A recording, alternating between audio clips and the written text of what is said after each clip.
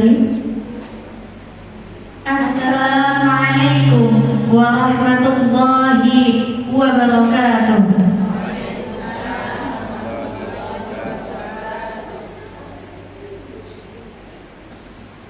Baik, tanpa berlama-lama karena materinya juga masih sangat amat banyak untuk dibahas. Jadi sebelum memulai materi, kita akan jargon terlebih dahulu biar semangat ya para ustaz dan ustazah. Dahulu Quran pesanan, bimbingan Al-Quran merubah generasi. Insyaallah sekali lagi. Dahulu Quran pesanan, bimbingan Al-Quran merubah generasi. Para ustaz nggak kelihatan jadi kayak jadi nggak usah ikutan gitu ya. Nggak bergerak. Baiklah, karena Ustaz sudah ada di tengah-tengah kita lanjutkan materi daurah kelima. Materi daurah ke-6 kepada Ustaz Yandi, kami persilakan.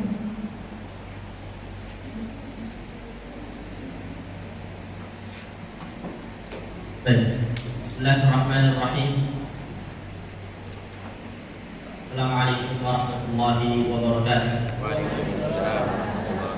Alhamdulillah rabbil alamin. Wassalatu wassalamu ala nabiyyina Muhammadin wa ala alihi wa sahbihi ajma'in. Allahumma 'allimna ma yanfa'una wanfa'na bima 'allamtana wa zidna ilman warzuqna fahman wa alhimna bis-shalihin innaka antas samiul 'alim. Baik. Jemaah sekalian, insyaallah pada siang hari ini kita akan lanjutkan kembali kajian kita, daurah kita. Tadi kita sampai di asy-syahadah, ya. Dan terakhir sebenarnya ada namanya makhraj al-khayshum, ya. Makhraj al-khayshum. Al-khayshum ini sederhananya adalah unik ya. Karena makhraj al-khayshum ini berbeda dengan makhraj yang lain. Tahu? Perbedaannya apa? Karena yang lain itu makhrajul huruf hijaiyah, baik al-jawf bahkan ya, al-lisan, asy-syafatan, al-halqu, maka semuanya itu mengeluarkan huruf hijaiyah. Adapun al-khayshum dia tidak mengeluarkan huruf. Setuju nggak? Paham nggak maksudnya? Nah, terus al-khayshum yang keluar apa? Dia keluar namanya suara atau sifat gunnah. Oke? Itulah uniknya terkait makhraj al-khayshum. Jadi al-khayshum itu tidak mengeluarkan huruf hijaiyah. Tapi yang keluar dari khayshum itu adalah gunnah. Yang mana gunnah ini kira-kira huruf atau bukan? Nah, huruf atau bukan? Hah? Nah, ada yang mengatakan dia huruf, ada yang mengatakan dia bukan huruf. Oke? Maka catat bahwa status nanti dulu. Ini kalau kita kembalikan kepada pendapatnya Al-Imam Ibnu Al-Jazari, bahwa beliau jelas-jelas dalam matan Jazari di bait terakhir pada makharijul huruf sebelum masuk ke sifat huruf, beliau mengatakan wa gunnatun makhrajuha al-khayshum, dan gunnah itu makhrajnya dari khayshum. Kira-kira apa yang dimaksud di sini? Jomplang nggak? Paham nggak maksudnya? Karena dari awal kan Ibnu Al-Jazari itu menyebutkan apa? Lil jawfi alifun wa ukhtaha wahi hurufu maddin lil hawa'i tantahi thumma li aqsal halqi hamzun ha'u wa min wasatihi fa'ainun ha'u. Itu dari awal itu dari jauh disebutin huruf hijaiyah. Pas di akhir wa gunnatun makhrajuhal khayshum, dan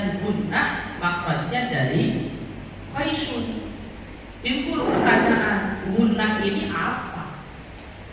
Gunnah ini apa? Ya gak? Oke? Maka sebelum saya lanjut, sebuah penjelasan ini atau pernyataan ini Allah alam pernah didengar atau belum, maka saya sampaikan bahwa Khaysum ini berbeda dengan makhraj yang lain. Kalau makhraj yang lain yang sudah kita pelajari sebelumnya, itu semuanya keluar dari tempatnya huruf hijaiyah. Sedangkan al-Khaysum tidak mengeluarkan huruf hijaiyah. Nah, lihat. Kenapa pas saya ngobrol dengan sambil makan, dapat sambil ngajar?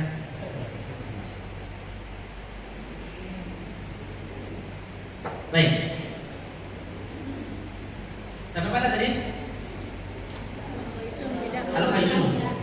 Nah, jadi harus tahu apa yang dimaksud oleh Al-Imam Ibnu Al-Jazari tentang gunnah keluar dari Khaysum. Kalau dari kata Jazari hanya akan menganggap bahwa ya udah gunnah keluar dari Khaysum.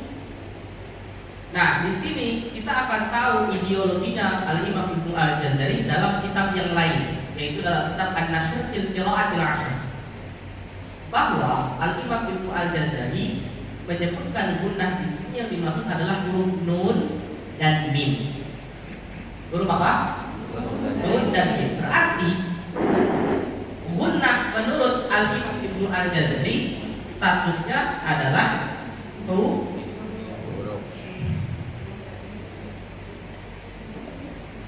Jelas? Ini udah siap. Makan insya Allah masih ada banyak ini. Nah, tapi anaknya Al-Imam Ibnu Al-Jazari gak setuju. Ahmad bin Muhammad Ibnu Al-Jazari, beliau mengatakan enggak. Sebenarnya gunnah ini jangan disebutin di sini. Gunnah ini maksudnya nanti ke sifat. Adapun yang keluar dari Khaysum itu bukan huruf nun dan mim. Kenapa? Karena kan nun sama mim udah punya makhraj masing-masing. Nun dari ujung lidah tadi para tulisan, dan mim barusan dari dua bibir. Paham nggak? Iya. Nah akhirnya akhirnya kalau versi anaknya bukan gunnah yang keluar dari Khaysum, tetapi beliau menyebutkan nun mukhfah. Nun mukhfah. Apa itu nun mukhfah? Kalau saya contohkan naninu an in un, jelas nggak itu di mana makhrajnya? Di ujung lidah yang tempel dengan langit-langit atas depan, an, ya kan? Karena memang disitulah makhraj nun. Tetapi kalau saya mengucapkan begini, angka, di mana itu gunnah? Di mana bunyi di mana? Hidung. Di hidung. Nah, itu kan contoh ikhfa ya kan? Coba, ini bunyi apa namanya? Bunyi apa ini? Dengung. Bunyi apa itu? Hidung. Dengung, ya kan? Gunnah, ya kan? Nah, gunnah di sini yang dimaksud oleh anaknya baru ada di makhrajnya di Khaysum. Nah, kita harus definisikan gunnah ini namanya apa? Namanya nun mukhfah. Jadi nun ikhfa. Oke? Coba deh rasain. Angka. Semua lahirnya kemana semua lahirnya? Ke hidung. Jelas sampai sini? Nah, ternyata Al-Imam Ibnu Al-Jazari anaknya aja nggak setuju dengan pernyataan beliau bahwa gunnah itu makhrajnya di Khaysum. Gunnah itu kata beliau, kata anaknya jangan disebutkan di sini, nanti di sifat. Adapun yang al-Khaysum itu nun mukhfah. Jadi kalau mungkin diganti redaksinya, wa nunun mukhfah makhrajuhal Khaysum.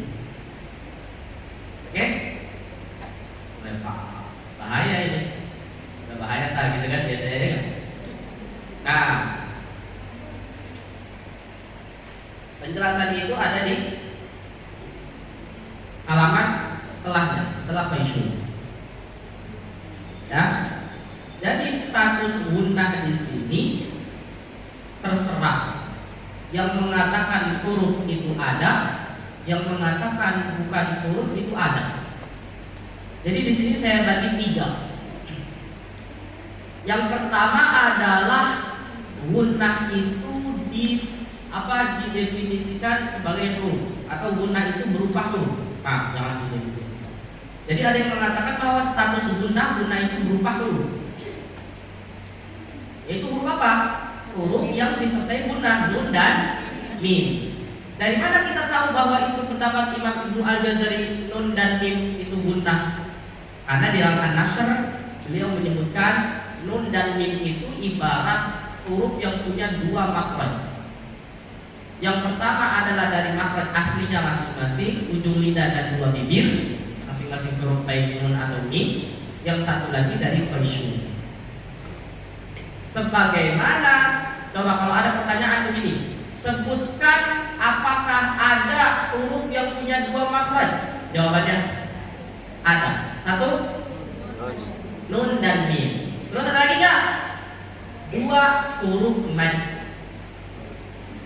Huruf mad itu anggap aja makhraj yang pertama adalah makhraj al-jauh. Makhraj yang kedua adalah yang masing-masing, yaitu waw dari makhrajnya sendiri, ya dari makhrajnya sendiri, dan alif dilarikan ke hamzah.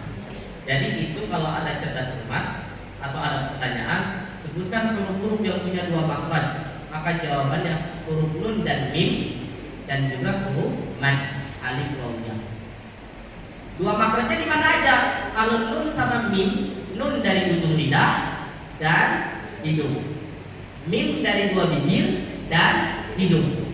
Huruf mad, alif dari jauh dan aksal qalbi, waw dari jauh dan 2 bibir. Sisanya iya dari jauh dan tengah lidah. tengah di. Jelas sampai sini? Nah, itu kata siapa? Kata Al-Imam Ibnu Al-Jazari. Tapi tidak ada penjelasannya di buku 1. Ada penjelasannya di buku 2 saya. Saya nggak mau. Nah, tapi kalau mau beli itu udah habis. Ya. Pada tahu kan buku saya yang kedua? Tahu. Ada nggak di sini punya? Nah, ini saya anggap murid-murid baru ini, orang-orang baru. Ya.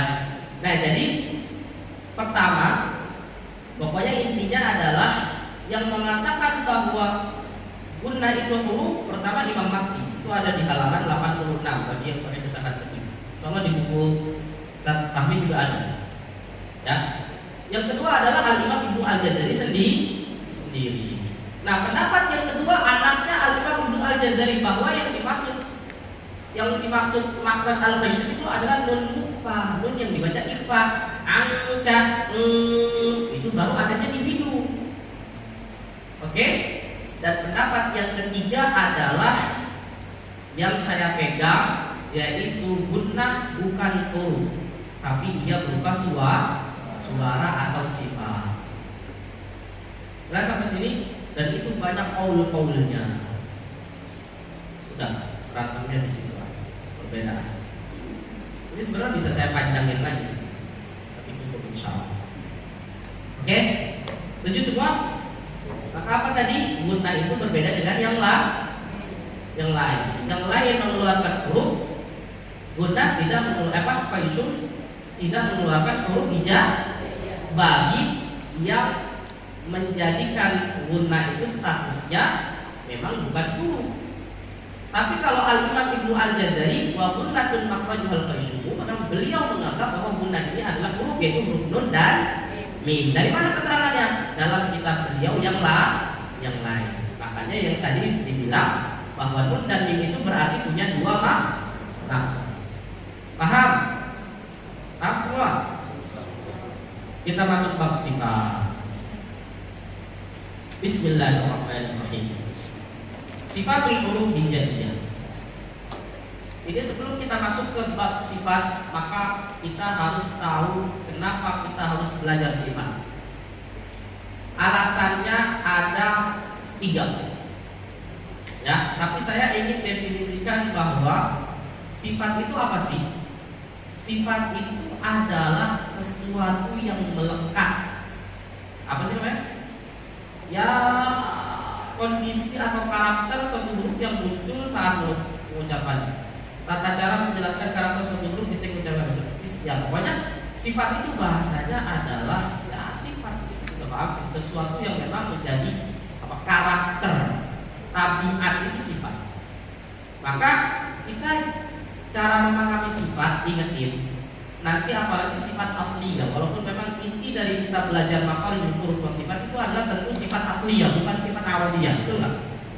Nah, sifat asliyah itu adalah sifat yang sebenarnya satu paket dengan huruf, nggak bisa dipisahin. Tapi hari ini orang banyak yang mengkaji sifat seolah-olah sifat itu terpisah dari huruf hijaiyah. Contoh, kayak huruf dal atau huruf ha. Ha ini sifatnya hams atau rohwa, maka bunyinya ha. Padahal ketika kita mengucapkan ha, itu udah pasti ada itunya. Ada sifat demikian. Jadi cara memahami sifat bahwa huruf dengan sifat itu sebenarnya satu paket karena karakter. Ibarat contoh, ada dua orang, yang ini sifatnya suka senyum, yang ini tertawa atau apa gitu kan, sebaliknya. Nah, maka yang namanya sifat dikenal dengan suka senyum berarti memang sifat itu melekat pada orang tersebut gitu kan. Nah, begitu juga masalah huruf. Selama dia mengucapkan hurufnya dengan baik dan benar, maka yang namanya sifat asliyah itu tidak bisa dipisahkan harusnya, mesti melekat. Jadi dan juga cara memahami sifat, jangan dihukumi sifat itu satu aja. Huruf hijaiyah itu kita bisa menghukumi sifatnya terkadang harus terakumulasi, harus terkumpul semua sifatnya. Contoh misalkan kayak ha. Ha tadi kenapa dia bisa mengalir gitu? Bukan karena hamsnya doang, tapi karena rohwahnya. Jadi jangan menghukumi huruf dengan satu sifatnya A, tapi harus terkumpul semua sifatnya secara ya tadi terakumulasi. Baik. Coba kita lihat di sini halaman 89 atau awal sifatul huruf. Urgensi sifat huruf. Kenapa kita harus belajar sifat? Yang pertama adalah bisa dibilang ini manfaatnya, alasannya, tamyizul hurufil mushtarika fil makhraj, untuk dapat membedakan huruf-huruf yang sama makhrajnya. Nah, atau kita kenal dengan apa istilahnya? Mutajanisain. Apa? Mutajanisain. Apa itu mutajanisain? Jinsun, apa ada jinsun? Sama. Ya. Atau sejenis. Berarti secara makhraj dia itu sama. Nah, yang membedakan adalah karakternya, sifatnya. Ya. Apa tadi manfaat kita belajar sifat yang pertama? Tamyizul huruf, untuk membedakan huruf yang sama makhrajnya. Tamyizu ya al-huruf al-mushtarika fil makhraj. Pokoknya yang makhrajnya sama, untuk membedakan huruf yang makhrajnya sama. Nah, kira-kira huruf yang makhrajnya sama banyak apa dikit? Bisa dilihat nggak atau tertentu nggak? Jawabannya tertentu. Apa aja? Coba kita lihat dari awal. Huruf apa ya? Halqun ada nggak? Ada. Halqun itu berarti yang bareng-barengan itu loh. Hamzah ha, ain ha, ghain o. Huruf halqun. Huruf lisan ada nggak? Ada. Ada. Misalkan huruf tengah lidah, jim, shin, ya. Nah itu tuh yang disebut dengan huruf yang makhrajnya sama. Apa lagi? Tadi banyak tadi. Qadalta. Hah? Qadalta. Dalta, dal, zo, sama ta, sin, zai, sod. Ada lagi nggak? Ada. lam, nun, ro versi Al-Imam Al-Farra yang mengatakan itu sifat. Kalau Al-Imam Ibnu Al-Jazari mengatakan lam, nun sama ro beda makhraj. Tapi kalau yang mengatakan itu sama berarti dia bisa disebut dengan mutajanisain. Berarti tanda kutip. Oke, lisan sudah habis. Enggak ada lagi.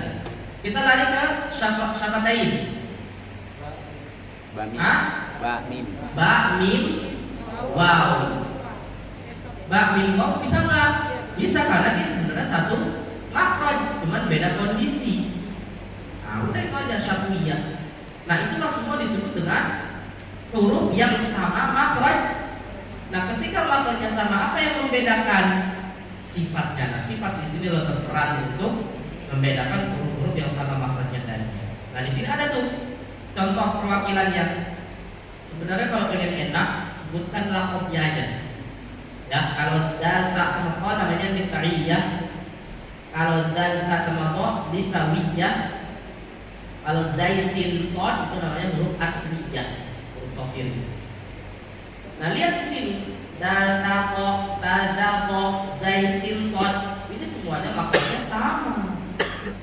Makanya Al-Imam Ibnu Al-Jazari mengatakan dalam An-Nashr, fa kullu harfin syaraka ghayrahu fi makhraj fa innahu la yantazu an syarikihi illa bisifat. Huruf yang mana ketika dia sama makhrajnya maka tidak bisa dibedakan kecuali dengan sifat. Atau sebaliknya, huruf yang sama sifatnya tidak bisa dibedakan kecuali makhrajnya. Kalau dibalik coba apa? Sifatnya sama tapi ternyata makhrajnya beda. Apa? Fa sama ha. Oke. Sebutkan masing-masing dari dua sifat ini. Dua huruf ini sifat fa sama ha. Satu yang sama apa? Hamas. Oke, dua. Coba itu yang jawab. Apa ya? Apa? Dua. Apa aja setelah hamas? Fa sama ha. Bagus. Setelah hams sama jahar apa? Mengalir dan tidaknya rokhawah syiddah apa? Rokhawah. Oke, sama ya, sama-sama rokhawah ya. Tiga. Kental tipis. Apa istilahnya? Istifal. Sama-sama istifal atau ada istilah? Sama. Terus ada lagi nggak? Apa yang semua terus? Infitah. Ya betul, infitah kan? Ya. Terus apa lagi? Sama-sama infitah. Sifat yang tidak memiliki lawan ada nggak? Hah? Maaf itu Huruf fa. Fa sama ha. Itu sudah itu nggak betul. Tapi kalau ada versi ta'afuf itu hanya bisa dimiliki oleh fa. Hak nggak bisa. Oke? Ibu siapa namanya? Hah? Nama saya Ya. Khadijah. Khadijah, masya Allah. Saya kasih hadiah nih, tahu. Benar orang ini. Tapi masih di sono nanti saya ambil, ya.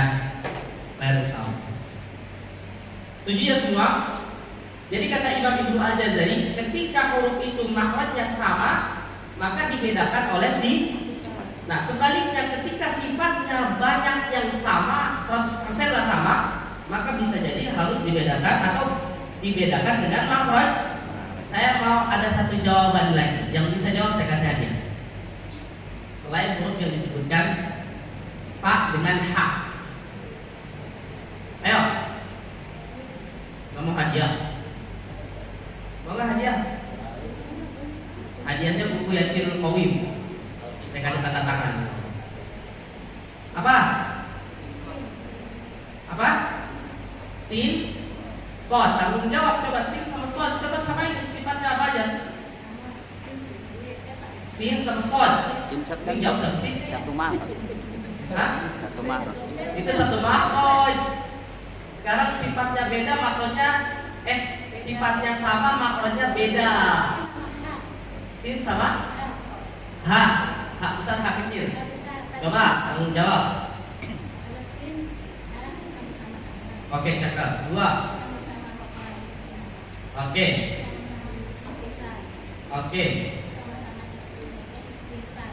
Intitan. Intitan, masya Allah. Terus Sama-sama ismat. ada satu lagi yang beda.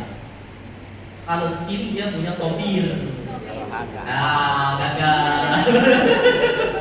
Itu yang melawan nggak ada lawan. Iya, semuanya rata. Makanya tadi ini ta'afuf saya nggak anggap. Kenapa? Kalau dia ada di ta'afuf, maka gagal. Karena ada versi lain yang mengatakan bahwa fa itu ta'afuf sebenarnya apa ya? Itu cuma nama dia, karakternya doang. Gitu. Oke, baik. Kita kasihnya ini ya. Oke, nyerah. Nggak ada. Datang. Mungkin ada yang sambil ngelamun tapi bisa jawab. Ada nggak? Baik, jawabannya adalah gampang. Nun sama mim. Nun sama mim itu sifatnya sama, plok. Tapi maknanya beda nggak? Beda. Coba sebutkan sifat yang ada pada nun dan mim. Sama-sama jahar. Dua, tawassul. Tiga, Istighfar. istifal. Empat, invita. Lima, ismat sama idlaq dulu saya nggak pakai. Yang terakhir, inhiraf. Al-Gunnah. Hah? Oke, nggak apa-apa. Jadi sebenarnya inhiraf nggak masuk. Al-Gunnah. Sama-sama hun. Guna. Oke, setuju semua? Nah, oke. Tapi saya kasih kesempatan Ustazah nanti yang lain, insyaallah. Ya, ya.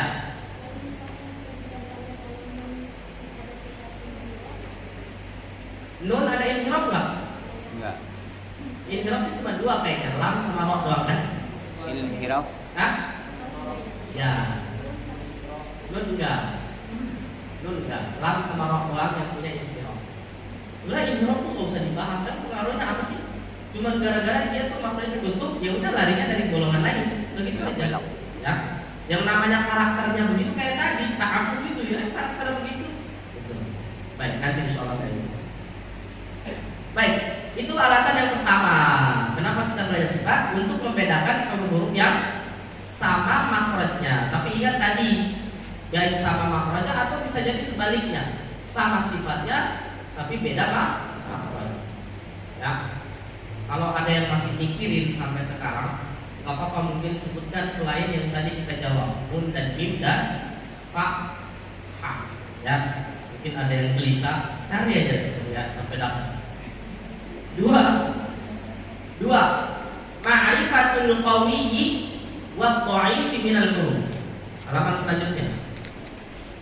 Ya, liya'lama ma yajuzu idghamuhu wa ma la yajuz. Insyaallah ini nanti saya agak cepat ya, biar dapat semua insyaallah dan mudah. Jadi alasan yang kedua ini penting karena ini pemahaman dulu.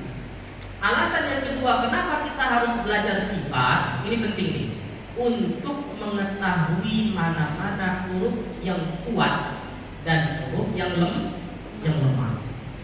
Oh ternyata huruf hijaiyah itu bisa dihukumi kuat dan bisa dihukumi lemah. Nah sekarang pertanyaannya, kuat dan lemahnya huruf itu dilihat dari apa? Dari sifat-sifatnya. Jelas? Iya. Nah, berarti kalau ada huruf kuat dan lemah, fungsinya buat apa Ustaz? Salah satu fungsinya adalah dalam proses idgham. Dalam apa? Harus tahu konsep idgham. Nih, dengerin. Idgham itu artinya adalah idkhal, menggabungkan, memasukkan, meleburkan dua huruf menjadi satu. Itu namanya idgham. Apa? Meleburkan dua huruf jadi satu. Berarti aslinya ada dua, kemudian digabungin maka jadi satu. Nah, ketika dia jadi satu, pengucapannya jadi satu apa dua tetap? Pun jadi satu. Contoh, mir-rabbihim. Yang kita baca ro apa nun? Ra. Ro aja, nunnya kemana? nunnya melebur sempurna pada ro. Gak ada lagi cerita nun. Yang kita ucapkan adalah ro aja, mirro. Oke? Itu namanya idgham. Nah, tapi harus tahu idgham itu bisa sempurna dan tidaknya dipengaruhi oleh status tadi, kuat dan lemah. Nah, maka harus tahu konsepnya. Huruf yang lemah itu bisa diidghamkan, bisa dileburkan pada huruf yang kuat secara sempurna. Kalau sebaliknya, misalkan ada huruf yang kuat dileburkan atau diidghamkan pada huruf yang lemah, maka bisa nggak diidghamin? Bisa nggak? Jawabannya adalah bisa, tapi tidak sempurna. Atau kalau kita mau ngomong tidak bisa, boleh-boleh aja. Artinya apa? Pokoknya yang namanya huruf kuat itu tidak bisa diidghamkan, dileburkan 100% pada huruf yang lemah. Akhirnya apa? Huruf kuat ini masih punya pengaruh. Paham? Masih punya sifat yang memang dia menang, nggak melebur semua pada huruf yang kedua. Berarti pengucapannya satu atau dua? Pengucapannya tetap bisa dibilang satu berbarengan, tapi masih ada sifat yang tersisa. Itulah yang disebut dengan istilah idgham kamil dengan idgham naqis. Idgham kamil itu terjadi berarti huruf yang lemah melebur sempurna, habis, lenyap menjadi pada huruf yang kedua. Adapun idgham naqis, huruf yang pertama itu karena kuat, ya, sehingga ketika dia diidghamkan pada huruf yang kedua masih ada sifat yang kuat pada huruf yang pertama. Mungkin dalam kehidupan ini penting menjadi orang kuat, karena siapapun yang lemah akan tergusur lenyap di muka bumi. Kalau orang yang kuat, walaupun mungkin ada orang yang ingin mengalahkan kita, tapi insya Allah kita masih punya pengaruh. Keren kan? Ya, makanya jadi orang jangan lemah. Kalau lemah gak bakal diangkat. Paham? Jadi tolong diperhatikan, ini penting. Contoh, misalkan huruf dal dengan ta. Dal dengan jangan deh. Huruf ta dengan to tadi. Ya enggak? Wa qala to. La to. Itu aslinya ada tak nih. Coba lihat di situ coba ya. Wa qala to. Ya, tidak boleh dibaca begini. Wa qalat to. Enggak boleh ada hams. Kalau ada hams berarti kita menjelaskan tak. Maka di sini hams nggak ada lagi. Hams ini hilang lenyap karena apa? Yang kita ucapin nggak ada tak lagi.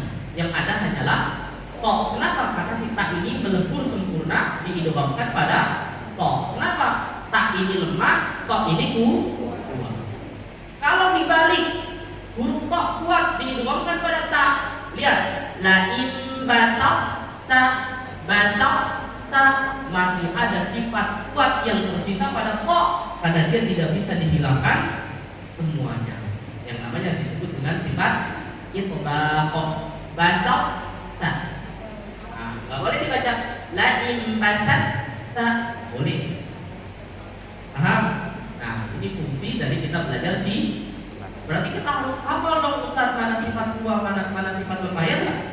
Jawabannya ada di belakang, ada tabelnya. Gampang bener, tinggal lihat aja. Murid main aja. Hah? Ada halaman 152, 153. Ya enggak? Mana sifat kuat, mana sifat lemah, ya enggak? Ada dalilnya sekarang.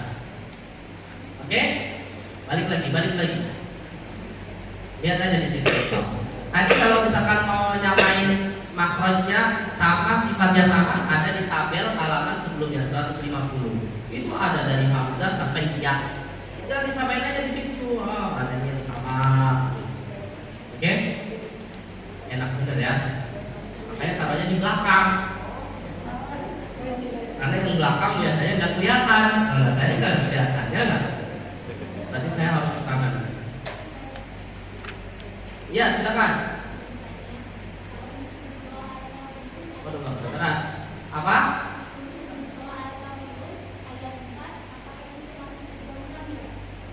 Abattum. Betul. Nah, makanya tadi saya mau contohin itu.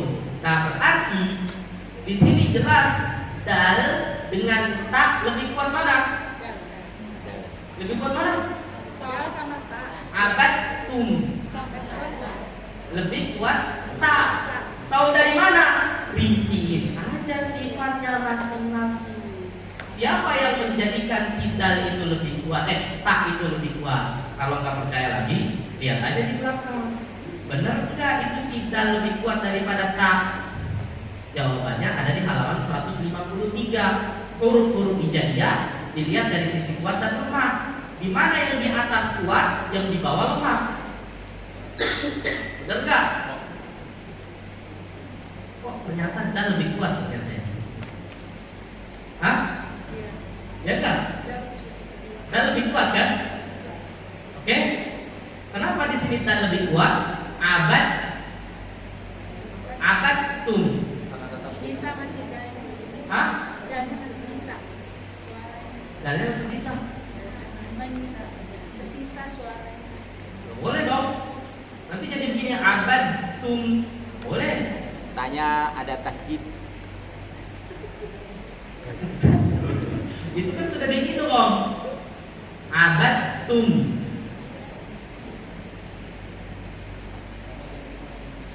Ayo, tulis. Tulisannya gimana?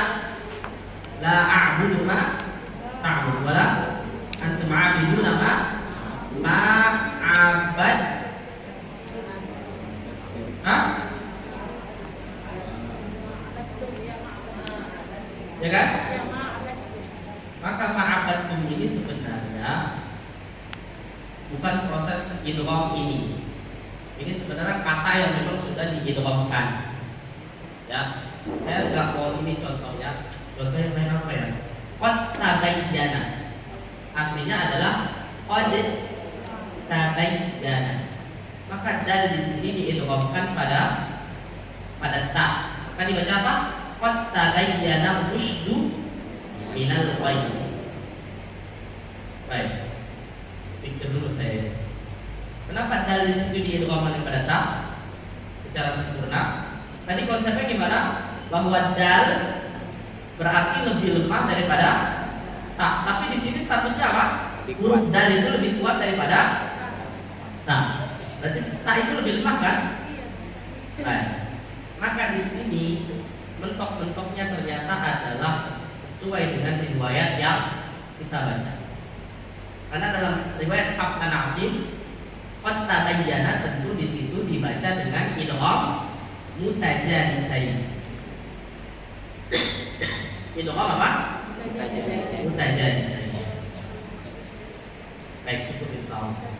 Ada pun masalah ya? Ya.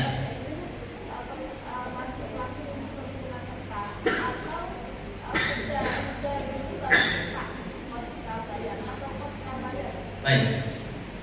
Jadi yang namanya idgham kamil itu tidak ada huruf yang pertama. Semuanya sempurna pada huruf yang kedua. Sehingga pengucapannya adalah huruf yang kedua.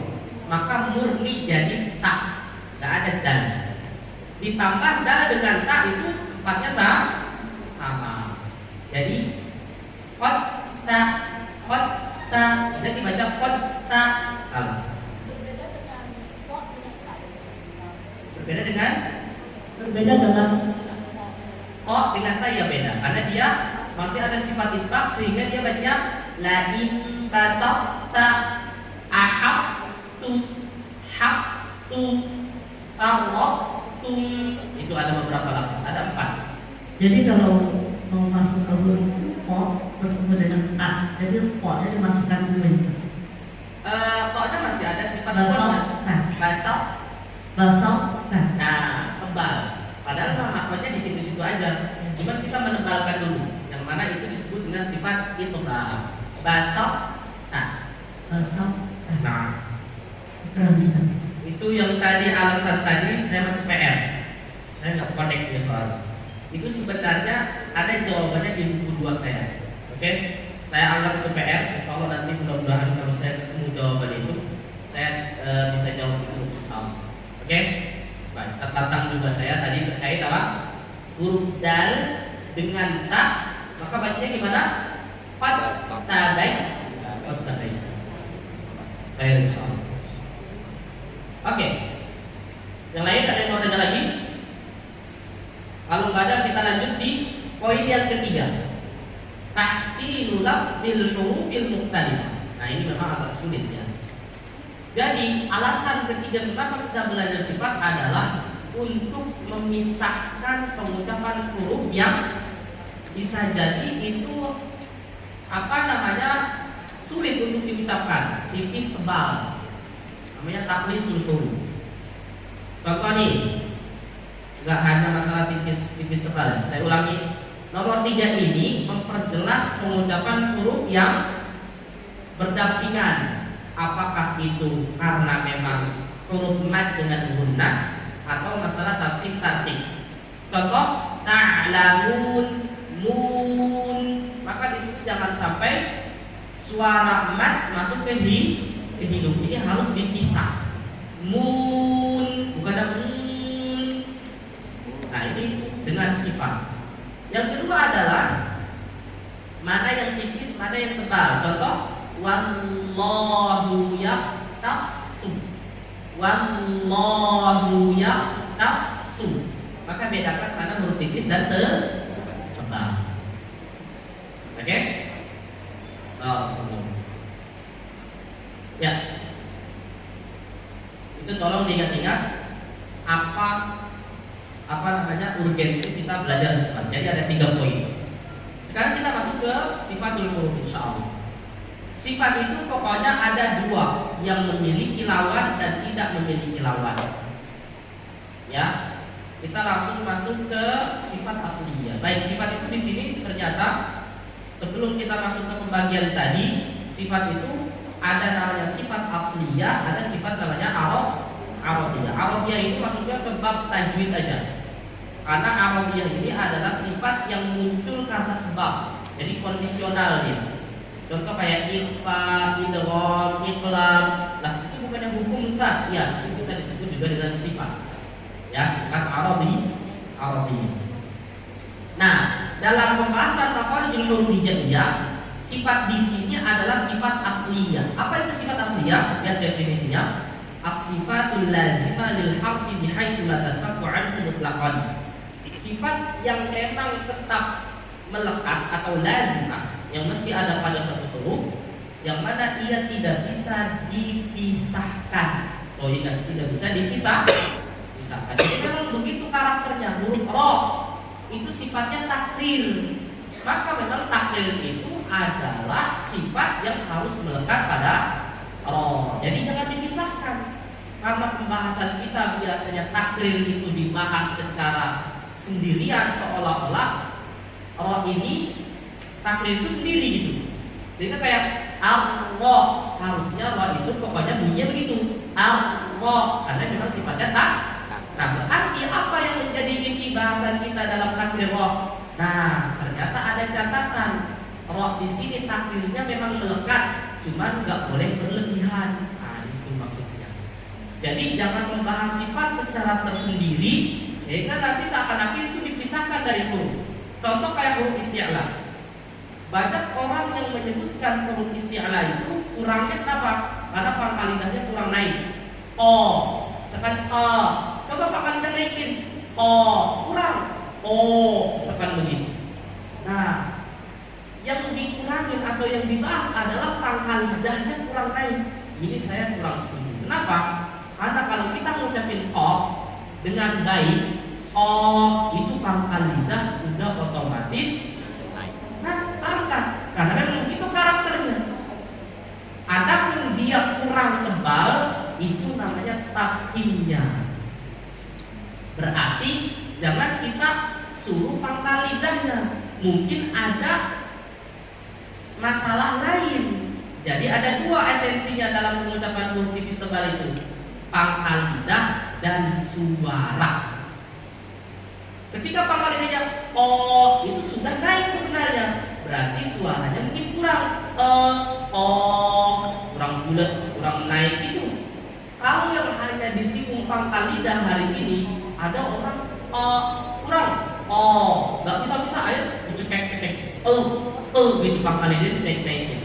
Ribet, apalagi pangkal lidah di belakang susah dijangkau, paham nggak maksud saya? Nah, oke. Kita kembali ke sini. Ya, nah terus kondisi sifat itu pokoknya yang namanya dia melekat di semua kondisi huruf, baik ia bersukun ataupun berharokat. Balik. Terkait jumlah sifat itu sebenarnya konsepnya sama seperti makharijul huruf. Makharijul huruf ada berapa? 17 dan sifat juga ada 17. Tetapi ya saya tambahkan 2. Ya. Sifat itu sebenarnya ada 17, tapi saya tambahkan 2 menjadi berapa?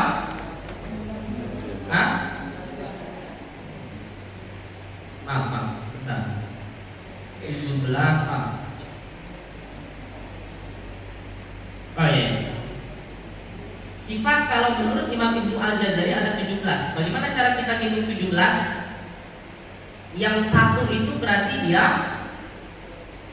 Dan di sini yang halaman 93, satu hams, kemudian 2 jahar terus sampai ismat itu nomor 10 sebenarnya.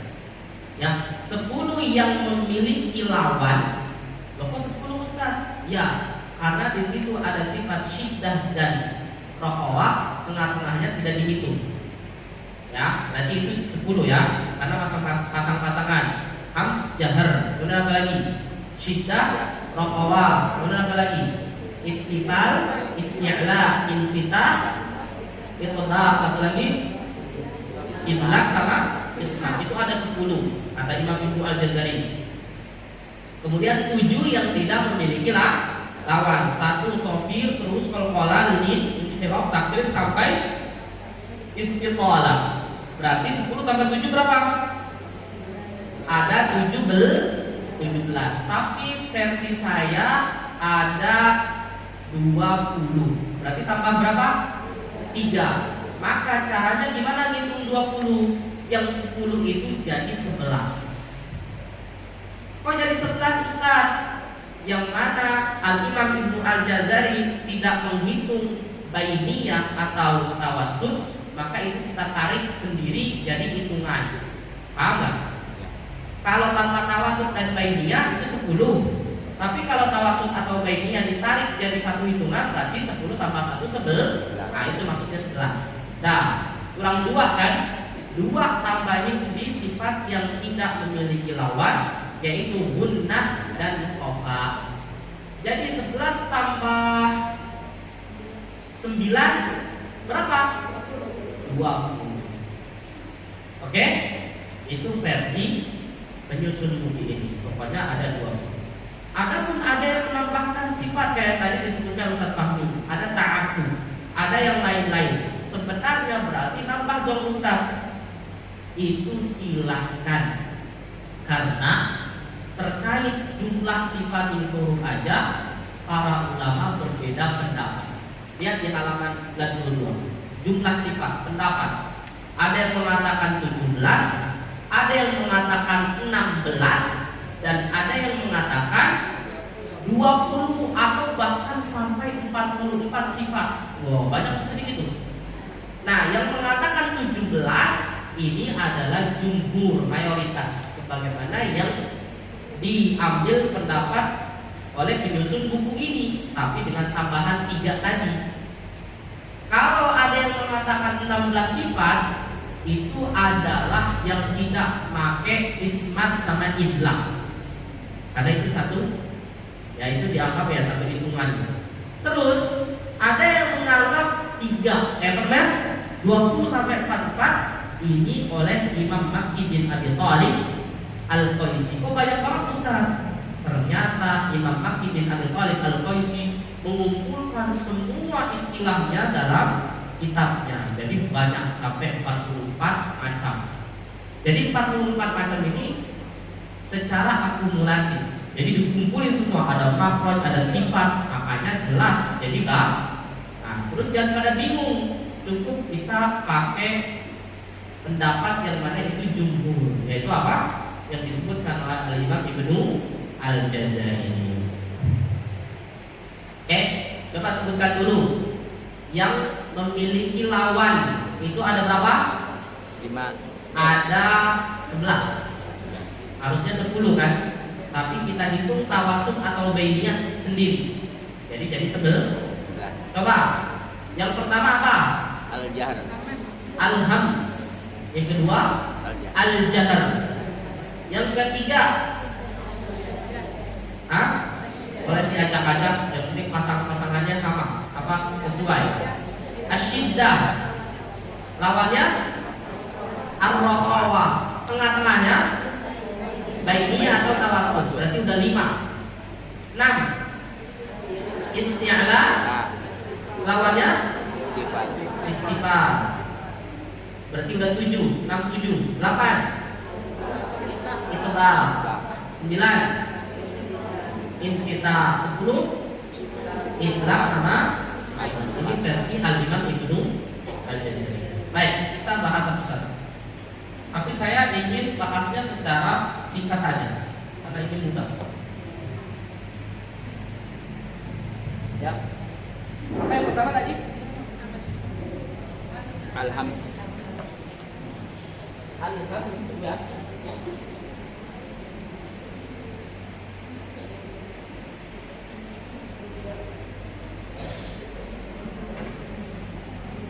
Halaman berapa itu?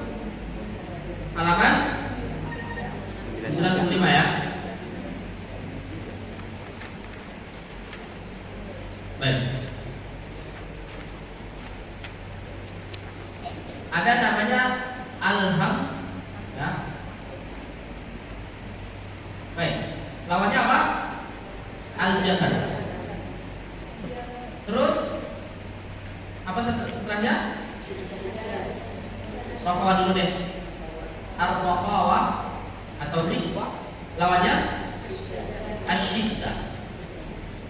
Oke, ini aja dulu. Tengah-tengahnya ini namanya apa? Tawasud atau baini. Nah, saya sampaikan kita sebenarnya boleh memperjelas huruf demi huruf dengan sifatnya tersendiri.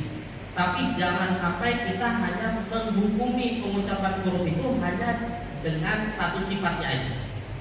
Tapi kita hukumi dengan sifat secara keseluruhan, terkumpul. Nah, coba apa itu hams? Hams dengan jahr ini terkait nafas. Terkait apa? Nafas. Kalau rakhawah dengan syiddah ini terkait suara. Maka ternyata nafas dengan suara itu sama atau beda? Sama atau beda? Jawabannya beda. Saya kasih analogi gini atau pernyataan gini. Setiap nafas yang keluar belum tentu ada suaranya. Kalau setiap suara yang keluar pasti ada nafas yang keluar. Tahu nggak? Saya contohkan sekarang. Kira-kira saya bernafas nggak barusan? Ada suaranya nggak? Nggak ada kan? Kalau saya lagi ngomong begini ada suaranya nggak? Ada. Ada nafasnya nggak? Ada. Kalau nggak nafas berarti tanda, ya kan? Gitu kan? Nah, itu analogi sederhana yang disampaikan oleh Al-Imam Al-Mar'ashi. Sehingga perhatikan huruf hams itu apa aja? Ada 10 kan? Fahattahu syakhsun sakat. Berarti sisanya jahr. Oke? Apa yang terjadi ketika kita mengucapkan huruf hams? Maka ada nafas yang mengalir. Tapi ingat, nafas yang mengalir ini, nafas itu berarti sedikit. Dan juga nafas di sini akan lebih jelas sifat hams ini adalah ketika kondisi bersukun. Coba lihat halaman 95. Kalau sifat hams itu artinya adalah mengalirnya nafas ketika mengucapkan hurufnya. Kenapa? Karena sandaran makhrajnya lemah. Ya. Dan juga di sini kalau dilihat dari pita suaranya itu terbuka. Kalau hams itu sebaliknya, ya, tertahannya nafas karena sandaran makhrajnya kuat. Itu aja. Ya. Coba kita sukunin huruf hams, fa, as. Apa yang terjadi? Itu ada nafas yang mengalir, tapi sebenarnya itu bukan nafas. Kalau banyak as, tapi itu sebenarnya suara. Makanya kita jangan menghubungi cuma dari hamsnya doang. Karena yang lebih dominan di sini yang keluar adalah sebenarnya suara. Maka huruf fa ini rohoa atau jahar atau syiddah? Rohoa. Baik, nanti saya akan kumpulin semua. Kita coba rinciin satu-satu. Lihat di situ ada keberadaan sifat hams. Keberadaan sifat hams di sini ada ketika dia berharokat dan bersukun. Berharokat ada nggak? Ada, namun sedikit. Makanya nggak boleh mengucapkan huruf-huruf hams itu terlalu berlebihan. Misalkan apa? Sa itu kayak ada awalannya. Sa sekali apa? Ada tapi sedikit. Itu jangan. Ta itu atau caci itu jangan. Ya. Atau di semua huruf-huruf hams ini. Ha juga sama. Ha jangan gitu, tapi apa? Ha itu sudah mengandung hams. Sedangkan jahar, ya. Oke, contohnya dulu ada semua. Ikutin saya. Fa, af, ha, ah, ta, ad, ha, ah, sha, ash, ha, ah, so, as, sa, as, ka, ad, ta, ad. Nah, sebenarnya yang kita bahas hams ini nggak cukup, karena sebenarnya suara yang keluar tadi sebenarnya adalah dibantu dengan suara atau rohawah itu, ya. Dan juga ada di sini huruf syiddah, ada ya, kaf dengan ta. Baik, coba di sini konsekuensi sifat hams pada huruf ta dengan dal. Kalau bukan karena sifat hams pada ta, maka bisa jadi menjadi huruf dal. Contoh tadba'uha. Coba kalau bukan karena sifat hams pada ta, bisa jadi dal. Tadba'uha. Nah, makanya di sini hams berfungsi untuk menjelaskan tadba'uha. Jangan dibaca apa? Tat gitu ya. Baik. Kalau bukan karena sifat hams pada ha, bisa jadi huruf ain. La adrahu hu. Jangan sampai baca apa? La adrahu kayak ain. Oke, ini fungsi hams. Qad jadi wain. Kalau bukan karena sifat hams pada ha, maka bisa jadi wain. Ya, sya. Nah, makanya perbedaan wain dengan ha adalah kalau ha ya. Nah, ada nafas yang mengalir. Sebenarnya itu bukan nafas saja, tapi rohawah. Walaupun biasanya bunyi begini ini namanya bunyi apa? Kayak ngorok gitu. Itu kira-kira bunyi nafas atau bunyi suara? Nah, ini ketika saya talak nih, ketika mengucapin hoin, maka saya kadang mengoreksinya begini, menegaskan hoin, ya Allah. Jadi ada suara itu, ya Allah, ya Allah, sya. Oke? Nah, makanya saya sebenarnya kalau bahas hams ini nggak bisa sendiri, harus dengan sifat yang tadi, rohawah tadi. Oke, nggak ada masalah. Coba ke jahar. Jahar ini berarti sebaliknya dari hams, lawannya. Kalau tadi mengalirnya nafas karena sandaran makhrajnya lemah, sekarang tertahannya nafas. Coba disebutin huruf-hurufnya ini, sisanya 29 diambil 10 berapa? 19. Berarti 19 yang sisa ini adalah semuanya sifat jahr. Ain, Bo, ya kan? Mim, Waw. Nah, ini tidak ada nafas yang mengalir. Oke? Nah, tapi ada di poin E. Perhatikan di sini. Apa di situ poin E? Baca. Huruf jahr yang sedikit mengalir. Nah, kira-kira lancung. Huruf jahr yang sedikit mengalir nafas. Padahal jahr artinya apa? Tertahan nafasnya ya kan? Tapi di sini bahasanya apa? Mengalir sedikit nafas.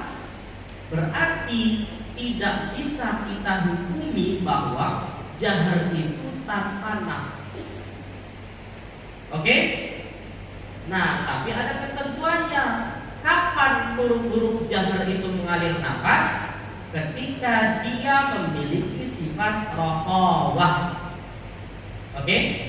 Ketika dia memiliki sifat rokhawah, maka kita nanti akan gabungkan. Ada namanya sifat hams rokhawah, ada namanya sifat jahr rokhawah. Oke? Nah, kita lihat dulu di sini poin E. Ketika kita tahu bahwa jahr ini maknanya adalah bertahan nafas, maka faktanya ada beberapa pelafalan huruf jahr yang ternyata terdapat nafas yang mengalir sedikit. Seperti contoh apa? Nih, lihat. Contoh dal dengan ghaib. Lihat. Ini versi ini. Nah, jadi saya tidak baca dal begini. Dijagain dia suaranya enggak bocor. Itu kan bahasanya. Jadi kalau baca dal, a'udzu billah demikian. Nah, mungkin sebagian akan menghukumi gini, nggak boleh gitu, itu namanya ada hamsnya, padahal dal ini jahr, maka banyak a'udzu begitu. Oke, paham nggak? Nah, pokoknya simpen aja dulu bahwa dal di sini didefinisikan atau dipahami dengan apa? Mengalirnya suara dan sedikit nafas. Maka bunyinya begini. Kalau ghaib gimana? Kalau gha gimana? Oke? Coba berbeda dengan yang sebelahnya. Ini huruf jahr juga, tapi dia bukan rokhawah. Tapi dia huruf syiddah. Coba. Ba, apa? Tanpa qalqalah. Karena qalqalah itu ceritanya lain. Apa yang terjadi coba? Nafas dan suara tertahan sempurna. Apa yang terjadi? Nafas dan suara tertahan sempurna. Setuju nggak sampai sini? Bahwa ada pengucapan huruf hijaiyah yang ternyata mengalirnya nafas sedikit. Dalilnya mana Ustaz? Yang di bawah kata Imam Al-Mar'ashi. Wa inna sautal harfi wa in kana majhuran fa huwa la yatahaqqaqu biduni nafas. Sesungguhnya suara huruf meskipun dia jahr la yatahaqqaqu biduni nafas, enggak bisa terwujud kecuali memang ada nafas yang mengalir. Li'anna haqiqata sauti huwa nafasul masmur. Karena hakikat dari suara yang keluar itu juga ada nafas yang mengalir. Paham nggak? Maka setiap orang yang bernafas belum tentu bersuara, sedangkan orang yang bersuara sudah pasti ada nafas. Paham sampai sini? Inilah ideologi Al-Imam Al-Mar'ashi yang memang mungkin cocok dengan talaki yang saya dapatkan dari syekh saya. Jadi sebenarnya saya simpulkan, terus gimana dong Ustaz? Maka saya sampaikan huruf dal yang tadi. Saya dapatkan dua versi. Versi yang pertama, dan ini menjadi standar bacaan saya, yang bunyinya begini: A'udzu billah dabidu an yadzakkaru. Versi yang kedua yang barusan tadi, dabidu an. Walaupun ini tidak saya pakai pada standar bacaan saya yang sudah saya standarisasikan dalam markas Irfan wa Tajwid. Tapi ini saya setorkan kepada syekh saya yang jalur besi. Paham? Tapi kadang saya membaca setoran bacaan saya pakai dal yang tadi, yang begitu bunyinya. Madzalladzi, saya baca begitu. Tapi terkadang tidak dikoreksi. Aman, ngalir aja terus. Paham sampai sini? Paham nggak maksud saya? Saya larikan ke teori yang ada dengan hasil talaki. Oke? Tergantung di sini semua mau condong yang mana. Oke? Yang penting saya sampaikan pengucapan dal an itu dalilnya dari mana? Kalau ada orang yang memahami atau ada orang yang menjelaskan nggak boleh begitu, itu salah. Padahal apa? Karena jahar apa dal itu sifatnya apa?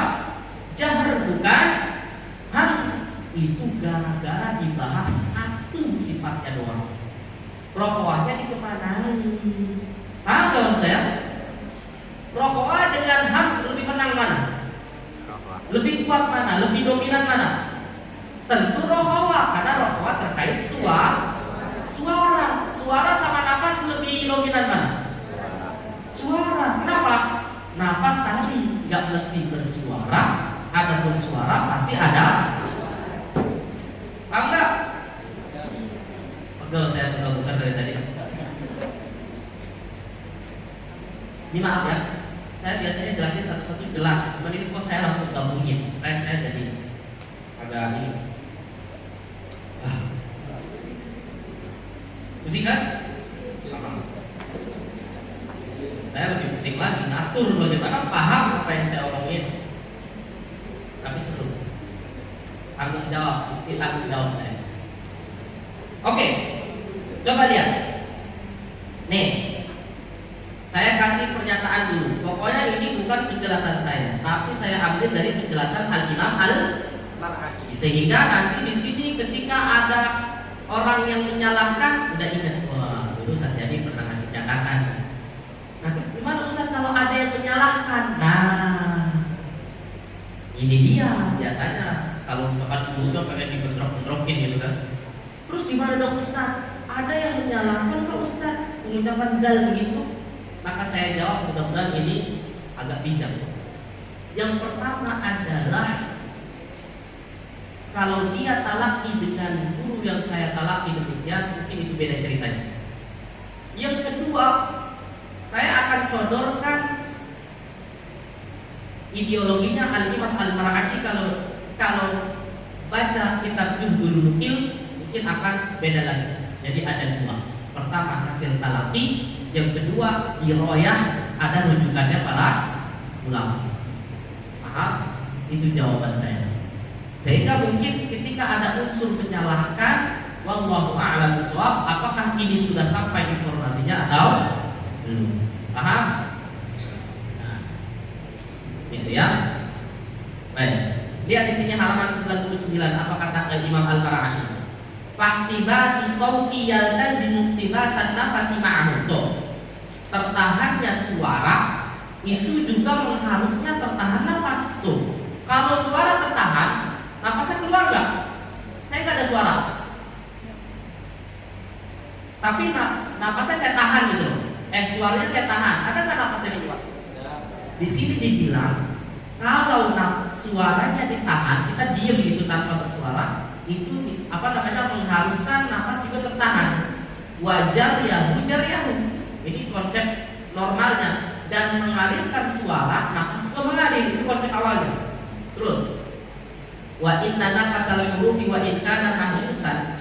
Sesungguhnya nafas huruf ketika dia hams maka dia itu tidak bisa dipisahkan dari suara. Tuh.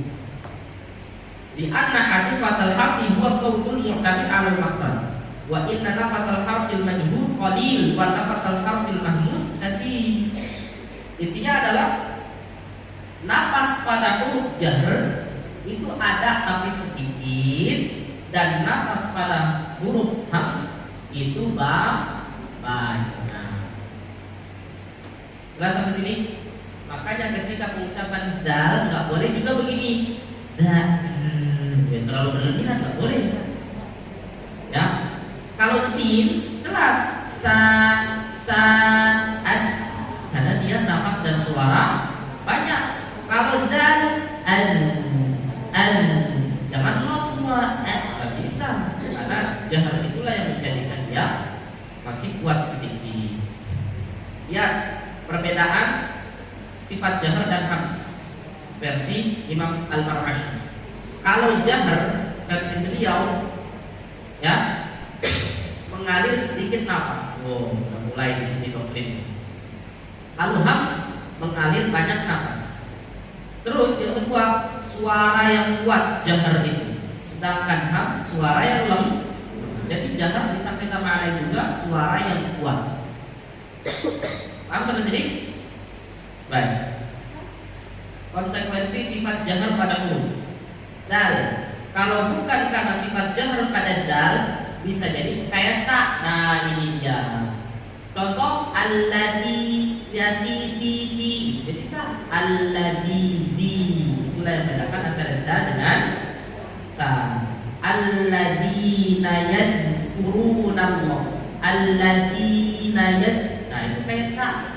Maka yang menjadikan bunyi itu namanya jahar. Oke?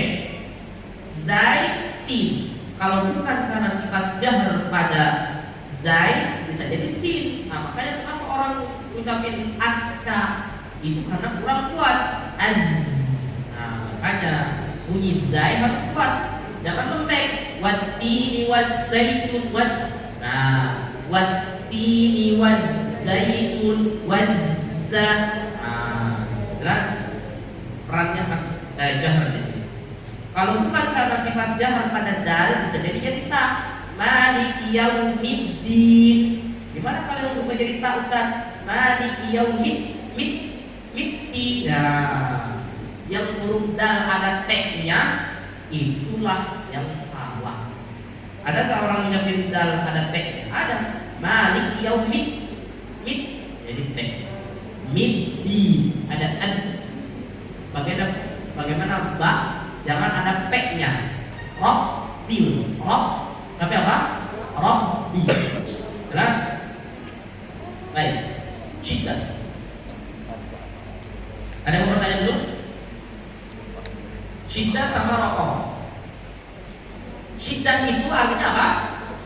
Tertahannya suara.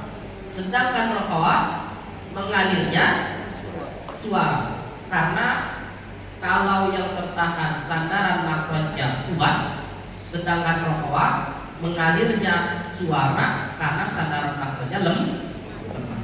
Nah, huruf syiddah itu ada berapa? Ada 8. Ajid, qatim, bakat. Nah, sekarang kita akumulasi, kita kumpulin, gabungin syiddah sama apa? Sama hams dan jahr. Syiddah sama hams dan jahr. Ini digabungin ke sini, maka nanti muncul sifat yang begini namanya. Syadidah majhurah sama syadidah mahmusah. Apa, coba ulangi? Syadidah majhurah sama syadidah mahmusah. Jadi artinya syiddah jahr sama syiddah hams. Jadi mulai kelihatan nih huruf itu akan lebih berkarakter lagi. Nah, yang syiddah jahar apa aja? Lihat di halaman 101. Ajid qatin ba. Sekarang kita artikan apa itu syiddah jahar. Syiddah tertahan suara, jahar tertahan nafas. Definisinya adalah ihtimazu sauti wan nafas bil kulliyah sempurna. Berarti gimana tuh? Lihat, Fahtibasu sauti yastalzimu tibasan nafas. Tertahannya suara dan tertahannya nafas, kata Imam Al-Mar'ashi. Maka bunyi apa yang kelima ini? Ajid qafin ba. Ada 6 tambah hamzah, semuanya tertahan. Coba ikutin saya. Aj tanpa qalqalah. Dal ad qaf ak to ak ba ab. Nah, itu semua tertahan karena dia syiddah jahar, tertahan suara dan nafas. Jelas sampai sini? Sekarang yang syiddah hams, berarti tertahan suara, mengalir nafas. Ini kira-kira gimana? Bertentangan nggak? Suaranya tertahan, tapi nafasnya mengalir. Maka jawabannya ini tidak bertentangan, tidak kontroversi. Adapun menunaikan sifat syiddah hams ini adalah secara berurutan. Syiddah terlebih dahulu, baru kemudian hams. Dari mana Ustaz dalilnya? Ada di bawah. Lagi-lagi kata siapa? Al-Imam Al-Mar'ashi. Tuh lihat. Asyiddatu fi anin, syiddah itu pada suatu waktu, wal hamsu fi zamanin akhar, dan hams itu terjadi pada waktu yang lain, artinya secara berurutan. Paham? Berarti begini, ad. Jadi tertahan dulu baru ada hams. Jangan langsung bocor. Nah, salah. Ya. Jadi apa? Ad. Ya, dan juga hams itu sedikit, jangan terlalu berlebihan. Ya kan? Baik, nggak boleh terlalu ingat. Sama kaf, ad. Juga jangan terlalu lama syiddahnya. Ya, jadi berurutan ini adalah langsung setelahnya. Paham? Nah, itu untuk memahami syiddah yang mana dia terakumulasi, tergabung dengan sifat sebelumnya. Mana itu syiddah jahar dan mana syiddah hams. Kira-kira lebih kuat mana syiddah jahar dengan syiddah hams? Syiddah jahar, karena syiddah jahar itu tertahan nafas dan suara. Makanya ketika nafas dan suara tertahan, berat gak? Berat. Makanya nanti muncul qalqalah. Qalqalah itulah sebagai keringanan dari beratnya pengucapan suara dan nafas tertahan. Makanya qalqalah itu sifat untuk meringankan. Coba pertanyaannya, huruf syiddah jahar ada berapa tadi? 6. Apa aja? Baju di toko tambah hamzah. Si 5 huruf punya qalqalah. Ada solusi keringanan qalqalah. Si hamzah nasibnya gimana? Ya kan? Maka hamzah punya sendiri dia. Makanya hamzah itu punya usul sendiri. Dia tidak bisa diqalqalahin. Makanya nggak boleh mu'minun, nggak boleh. Hamzah itu punya bahasa sendiri, hukum tersendiri. Apa? Tasghil, ibdal, naql. Maka yang nggak bisa mu'minun akan membaca mu'minun. Oke? Jadi hamzah agak lain. Kenapa? Karena dia punya hukum tersendiri. Apa aja istilahnya? Tasghil, naql, ibdal, apa lagi? DLL. Dan lupalah. Ada tadi jawabannya. Apa? Ya? Oke? Baik. Itu jawaban buat nasib siapa? Si hamzah. Ke rokhawah. Rokhawah juga kita akan bahas, berarti dia juga dibagi nanti ke sifat sebelumnya. Berarti nanti jangan menghukumi satu aja, dia nanti rokhawah hams dan rokhawah jahar. Nah, baru kita mulai. Rokhawah apa tadi artinya? Mengalirnya suara. Berarti kalau kita nyebutin huruf rokhawah itu suaranya mengalir jelas. Hurufnya apa aja? Sisa dari huruf syiddah yang 8. Berarti kalau jumlah huruf hijaiyah ada 29, diambil 8, sisanya berapa? 1. Hah? 20? Berapa? 21. Tapi yang punyanya rokhawah itu juga habis diambil sama tawasud bainiyah yang 6. Berarti 21 diambil 6? Hah? Berapa? 16. Berarti huruf rokhawah ada 16. Lihat di sini. Nah, apa makna rokhawah tadi? Mengalir suara. Apa makna jahar? Tadi rokhawah ada 2. Rokhawah jahar sama rokhawah hams. Rokhawah mengalir suara. Kalau rokhawah hams berarti artinya apa? Mengalir suara dan nafas. Ya, lihat di halaman 105. Rokhawah jahar dulu ternyata. Rokhawah jahar itu artinya adalah jar yusuf fil hamdi ma'ana fasin qalil. Jangan lupa. Yang rokhawah hams dulu yang gampang. Rokhawah hams itu adalah mengalirnya suara dan mengalirnya nafas. Udah, karena saking apa? Saking mengalir dia. Nah, kalau rokhawah jahar mengalirnya suara dan tertahan nafas atau mengalir? Nah, disinilah mulai. Jadi kata Al-Imam Al-Mar'ashi, bukan kata saya.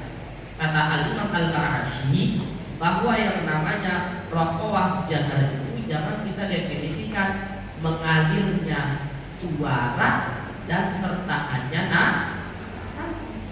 Tapi apa?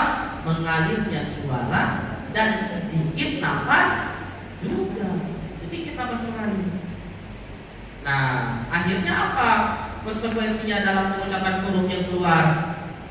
Kalau huruf rokhawah hams bunyinya begini, yastawfun, yastawfun, enak, ngalir aja. Tapi kalau rokhawah jahar gimana? Tertahan nafas gak? Wa'ulum wa'alaihim. Nah, lihat perhatikan wa dengan woi, wa'ulum. Nah, begitulah cara pengucapan. Bisa? Coba ikutin saya. Wa'ulum wa'alaihim. Fa'idha balaghna a'antum tazra'una. Nah, jadi kuatkan pengucapan zai dengan itu apa namanya? Rokhawah dan jahar. Oke? Sampai sini paham nggak maksud saya? Untuk pembagian hurufnya tahu? Kalau rokhawah jahar atau rokhawah hams dulu adalah fahattahu syakhsun sah. Yang tidak ada apa di sini? Ya. Sedangkan rokhawah jahar bod, qaf, dal, ghain, zai sama huruf mad. Nah, jadi huruf-huruf ini doang nih yang bunyinya begitu tadi. Bo, al. Nah, itu dianggap ada suara apa namanya? Yang mengalir dan juga nafas sedikit. Nah, kalau bod ada nafasnya berarti ini dong. Al. Nah, bisa, tapi itu salah. Yang bunyinya bod menjadi bod itu salah. Walau bo itu salah. Ya, paling yang beda emang bo, dal, ghain sama zai. Ini versi yang saya dapatkan dari guru saya Syekh Ahmad Samir Al-Kandas dan Syam. Oke, cukup sampai di sini di halaman 100. Nah, kita lanjutkan yang selanjutnya. Bainiyah. Bainiyah itu pokoknya mudahnya begini. Kalau rokhawah itu mengalir sempurna dan syiddah itu tertahan sempurna, kalau bainiyah itu dia mengalir atau tertahan? Mengalir, cuman mengalirnya tidak sempurna seperti rokhawah. Kenapa? Karena masih ada makhraj yang tertutup. Hurufnya ada 5. Lam, al, ujung lidahnya nempel, suaranya keluar dari jalur lain. Nun, an, makhrajnya tertutup tapi suaranya keluar dari maisyu. Ain, a, mengalir sedikit, setelahnya bilang a, nggak boleh a, nggak boleh gitu. Tapi apa? A, juga nggak boleh gini.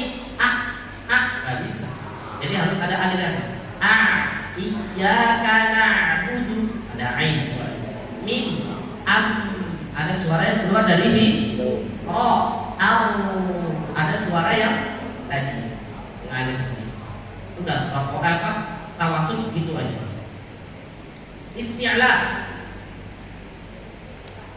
Isti'la, nah ini. Isti'la definisinya adalah, lihat, irtifa'u aqsal lisan ilal hanakil a'la inda nutqi bil harfi fayartafi'u ma'ahu shawt.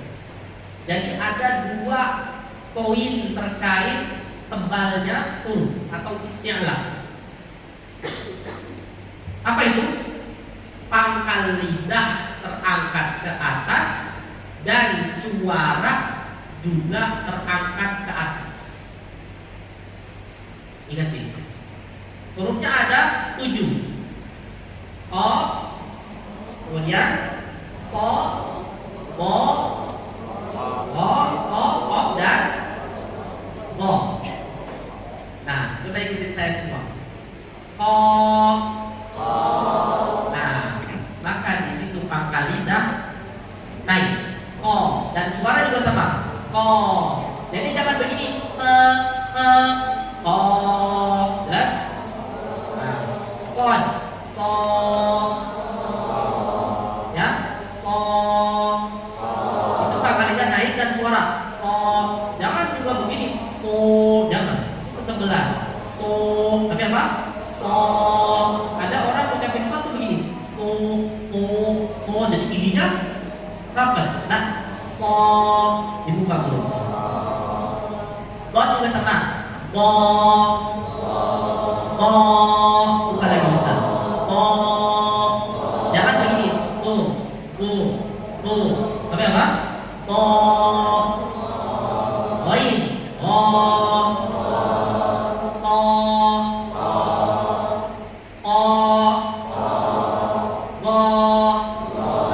itu disebut dengan isti'la. Apa arti isti'la? Pangkal lidah dan suaranya terangkat ke atas. Begitu karakternya memang. Ya.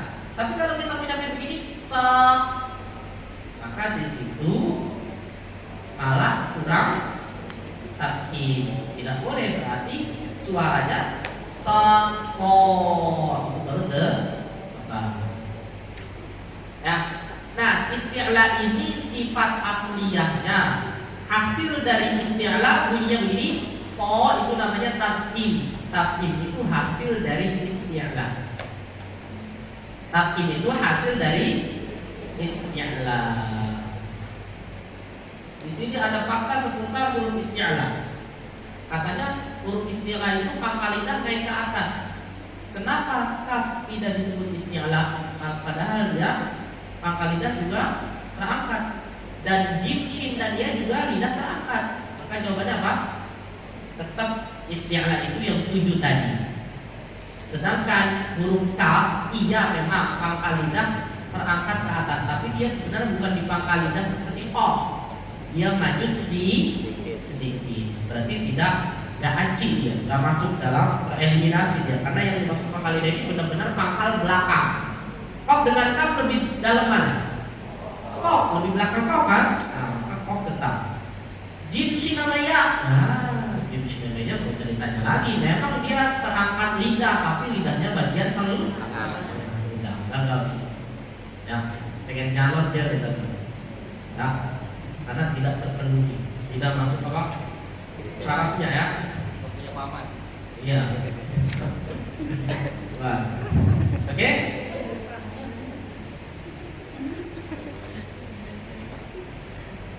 Menjelaskan apa ya? Ayo. Kalau antum semua baca kitabnya Ad-Dani, itu antum akan mendapati isti'la'ul lisan. Isti'la'ul lisan ilal hanakil a'la. Ada di buku 2 sebenarnya. Irtifa'ul lisan ilal hanakil a'la, terangkatnya lidah ke langit-langit atas. Di situ antum bakal bingung. Loh, kok Al-Imam Abu Amr Ad-Dani itu menyebutkan lisan, padahal yang dimaksud apa? Lisan yang mana, lidah itu mana bagian? Nah, di sini kita harus menjelaskan, itu butuh penjelasan orang lain, bahwa orang-orang dulu itu, para ulama salaf terdahulu, mereka sudah terbiasa dengan istilah lisan aja. Padahal yang muktabar istilah lisan itu adalah maksudnya pangkal pangkal. Itu maksudnya. Ya, tapi di sini nggak ada jadi. Baik, tingkatkan atau jika tidak isti'la bisa jadi ta. Wa may yuti'i, silakan. Wa may ya'i. Jangan dibaca ta yuti yuti. Qad. Kalau bukan isti'la qad menjadi dal. Yudillunahum. Jangan yudillunahum. Yang shad menjadi sin. Jangan sampai kalau bukan karena isti'la bisa jadi sin. Tasiyarul umur. Jangan jadi sin, tasi, tapi apa? Tasi, si. Oh, menjadi dal. Wa dhilaluhum. Gimana? Jangan dibaca wadi, bila, tapi wa dhilaluhum. Oh, kalau bukan karena isti'la qaf jadi kaf. Wa idza qila lahum. Jangan wa idza qila lahum jelas? Ada pertanyaan? Ada? Ya. Dari ilmu Apa? lampun ain ro, lam sama ro ada solusinya indirok, nun sama mim guna. Sedangkan ain solusinya apa? Apa? Lam sama nun ada solusinya kan indirok supaya dia tidak paparan gitu. lam sama ro. Ya. Indirok. Terus Mim dan nun. ini sama nun guna. Terus Itu solusinya apa supaya ya awasnya itu ada solusi. di sini yang dimaksud dengan solusi itu adalah hanya istilah huruf yang bertahan.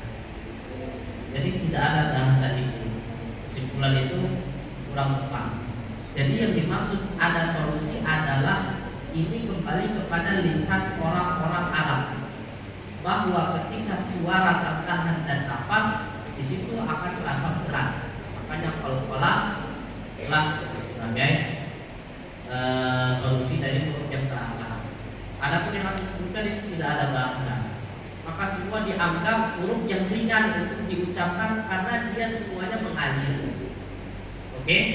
Jadi bahasa yang mungkin butuh solusi ringan adalah ketika dia tertahan. Tawasud tidak tawasud. Tentu tawasud, makanya tadi ada sampaikan dulu, ada tanya dulu. Tawasud ini yang kita pahami tertahannya atau mengalir? Mengalir. Paham? Sehingga ketika dia mengalir tidak butuh lagi sesuatu yang dikatakan berat.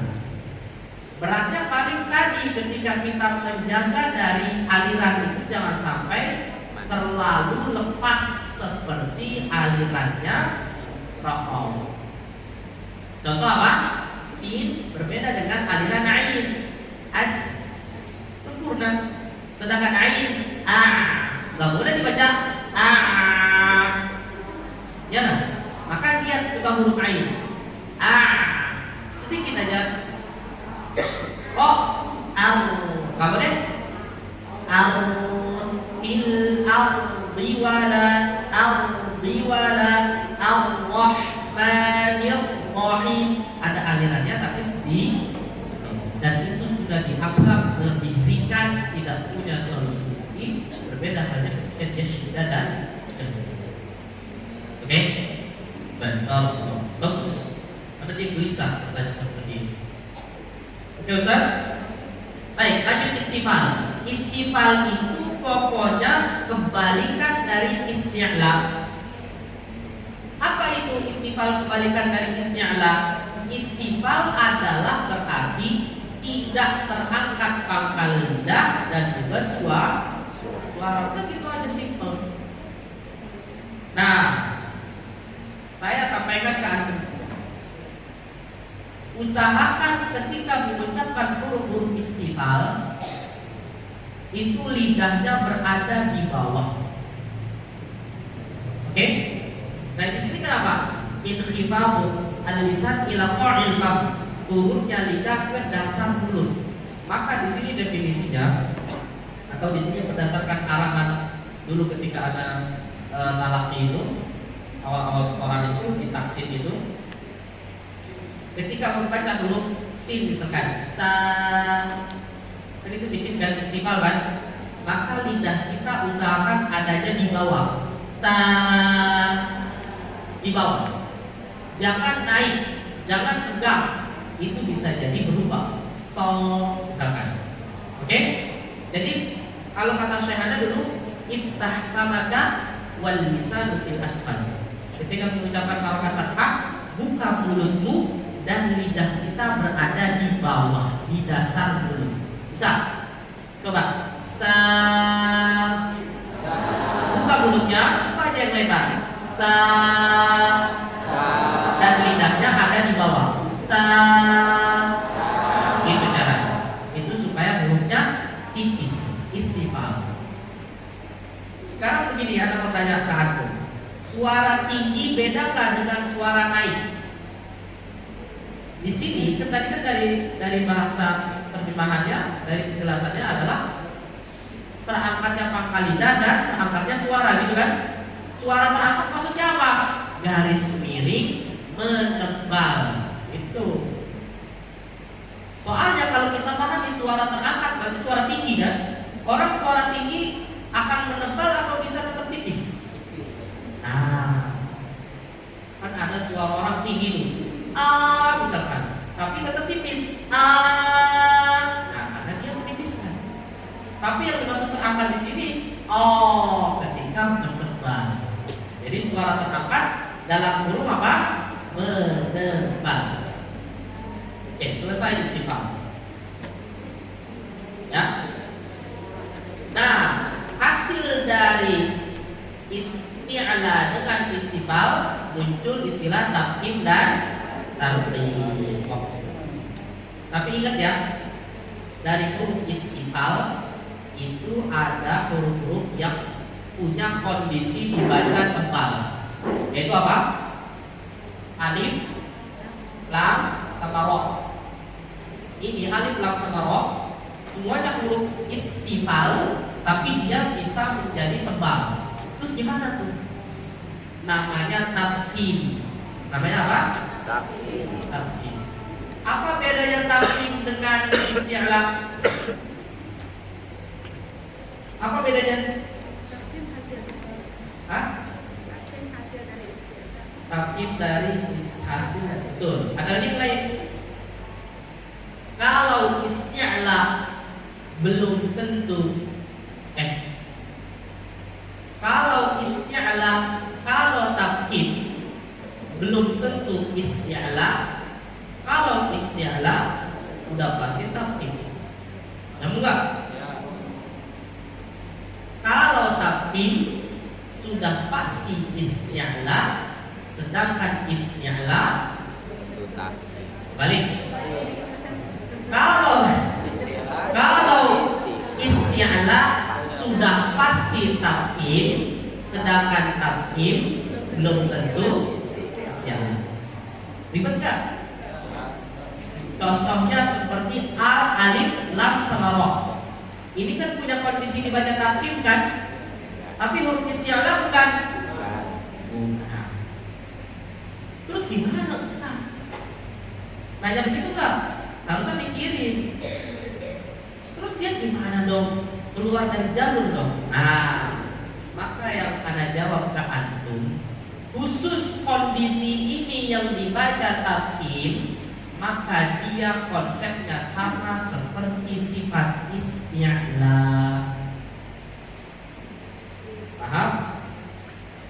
walaupun dia bukan huruf isti'la, bukan kata saya, kata Al-Imam Ibnu Al-Jazari. Di mana Ustaz dalilnya? Footnote 303. Ini bagi pembelajar tajwid atau pengajar tajwid, ini udah masalah detail, sampai kejeruannya ya. 303 coba baca apa itu footnote. Huruf lam dan ra tafkhim diserupakan huruf isti'la. Dari mana? Juhdul Muqil halaman sekian dan At-Tamhid halaman sekian. Oke? Dan dari alif, lam sama ra yang benar-benar dianggap statusnya tafkhim cuma lam sama ra. Kalau kita mau merujukin lagi hanya ra aja, ini tereliminasi. Apalagi si alif. Loh, kok bisa begitu Ustaz? Alif itu gak usah dibilang tafkhim sama tarqiq. Kenapa? Karena dia intilin kerjaan, ngikutin. Yang namanya ngikutin semacam karakternya begitu, jadi gak usah dibahas. Karena kan itu namanya sifat aradiyah, karena ada sebab, ya enggak? Sedangkan alif seakan-akan dia sifat asliyah, yang mana dia itu sifatnya melekat. Kalau sebelum alif tipis jadi tipis, sebelum alif tebal jadi contoh sa, itu ada alif sa, tipis kan si alif. Coba so, alif juga ikut kayak dia nggak usah dibahas. Kalau lam pun kalau kita masukin kondisi tafkhim, maka sebenarnya ngapain amat, karena lebih dominan, lebih banyak kondisi dibaca tarqiq. Walaupun dia dimasukin gitu kondisi tafkhim, cuma satu doang kasusnya ketika lafzul jalalah di sebelumnya fathah dan dom. Nah, maka yang berhak mendapat gelar tafkhim itu sebenarnya ra. Kenapa? Dia balance antara kondisi tafkhim banyak dan kondisi tarqiq juga banyak. Apa maksudnya? Enggak sampai pelan aja. Oke? Jadi untuk mendapat gelar tafkhim dan tarqiq di sini, masalah detail siapa? Siapa yang berhak di sini? Huruf ra. Alasannya apa? Karena dia kondisi dibaca tafkhim ada banyak, ya kan? Kapan? Misalkan begini, begitu, ra berharakat koma, ra berharakat fathah, misalkan sebelumnya sukun, ra sukun semua, itu banyak. Ada di hukum tajwid. Nanti kapan-kapan kita kaji insyaallah. Pusing saya kalau saya campur-campur gini. Dan ketika itu dibaca tafkhim misalkan, yang dibaca tarqiq juga sehingga dia dianggap apa? Ya wajar, kondisinya enggak satu atau dua. Sedangkan isi lam satu doang, ya kan? Apalagi si alif, alif mah sifatnya apa? Ngikutin. Paham sampai sini? Itu ada di halaman 114. Ini saya udah gak pakai buku lagi nih. Oke, itbaq sama infitah. Pusing kuat ya? Olinya itu udah kering gitu. Habis asal lanjut ya. Dikit lagi. Kalau yang mau pola, insyaallah ini hari ini sampai jam 5 selesai. Sampai jam berapa? Apa sampai titis sampai titik penghabisan, sampai tetes terakhir. Masih kuat ya? Jangan nyerah dong sebelum berperang. Baik, jadi nanti habis asar kita lanjut lagi sedikit dan mungkin itu selesai dan kita insyaallah sertifikasi. Insyaallah. Itbaq sama infitah, ini penting.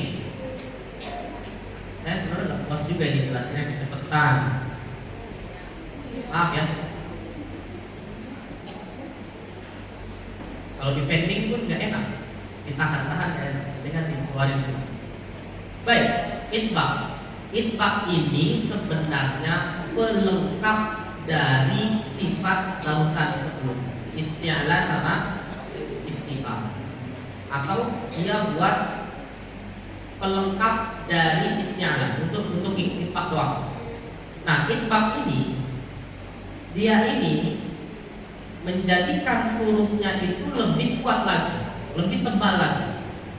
Sebagaimana Al-Imam Ibnu Al-Jazari apa mengatakan, wa harfal isti'la ifahim, huruf isti'la tebalkanlah, wa khusus dan lebih khusus lagi litbaq, sifat litbaq, aqwa, dia lebih kuat, lebih tebal. Ya, hurufnya cuma ada 4, shad, bod, ta sama dha. Tapi ada orang yang memahami itbaq ini dalam pelafalan begini, kalau shad so, karena dianggapnya kalau dibaca so itu kurang itbaq. Paham? Ini sangat teoritis. Yang pertama adalah ketika kita mengucapkan so, hampir dalam pengucapannya itbaq dengan huruf isti'la secara umum ini mungkin 11-12 perbedaan. Yang penting tidak boleh mengucapkannya begini, so kurang, so as-so. Karena apa sih? Karena pertama ketika saya talaki, kami talaki itu pasti shotnya suruh dibuka, as-so, nggak boleh as-so, jelas nggak? Allahu a'lam. Oke, jadi pengucapan huruf itu ringan, mudah, tapi fasih, tidak takalluf. As-so, lah, as-so, apalagi as-so, tidak. Tapi apa? As-so. Nah, di situ dianggap sebagai apa? Lidah kita itu sudah itbaq. Baik, kita lihat di sini. Apa makna itbaq? Itbaq itu artinya adalah isti'la'u aqsal lisan wa wasatihi ila jihatil hanatil a'la. Terangkatnya pangkal lidah dan bagian tengahnya. Nah, jadi apa yang terangkat? Pangkal dan tengah. Jadi ini menyempit. Jadi itbaq itu bukan menempel ya, menyempit. Kalau nempel bisa jadi orang ucapnya nggak bisa, karena nempel. So begitu. Jelas? Ikutin saya. So, bo,